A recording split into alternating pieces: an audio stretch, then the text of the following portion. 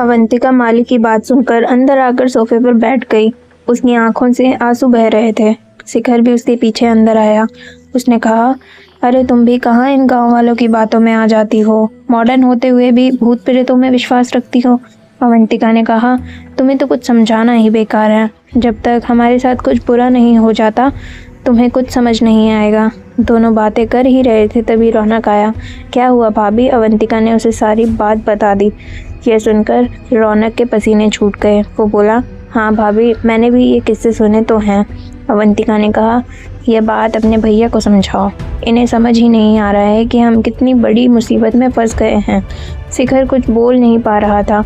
शायद उसे एहसास था कि उसने गलत तो किया है, जिसकी सज़ा भुगतने के लिए वह तैयार था। शिखर ने कहा, चलो तुम दोनों की बात मान लेते हैं, लेकिन अब करना क्या है? अवंतिका जैसे बस यही सुनना चाहती थी। उसने तुरंत कहा, सबसे पहले इस गाड़ी को ठिकाने लगाओ। या तो इसे बेच दो या कहीं ले जाकर आग लगा दो। दोनों भाई मिलकर गाड़ी को आग लगाने की सोचते हैं, क्योंकि इस छोटी सी जगह में गाड़ी बेचना बहुत कठिन था। दोनों गाड़ी को एक सुनसान जगह ले जाकर आग लगा देते हैं।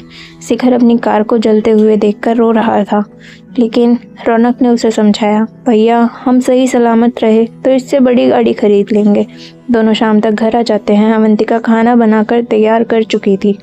अवंतिका ने घर में घुसते ही पूछा, क्या हुआ, हो गया काम? शिखर बिना कुछ बोले सोफे पर बैठ गया।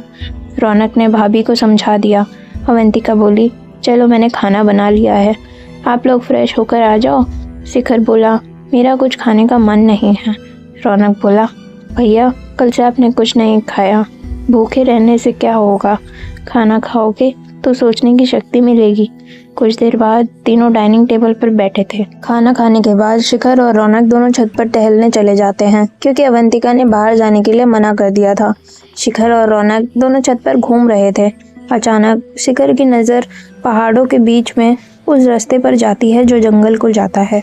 उसे देखकर शिखर चिल्लाने लगता है, मैंने कुछ नहीं किया, मुझे छोड़ दो, मुझे छोड़ दो। रौनक उसे संभालता है, भैया क्या बात है, क्यों चिल्ला रहे हो? शिखर कहता है, वो मुझे बुला रहा है, वो मुझे मार देगा।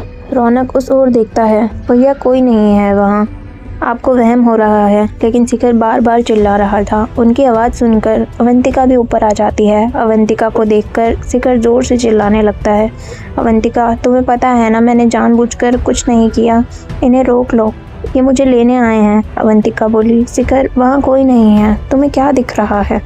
रौनक, इन्हें नीचे ले चलो।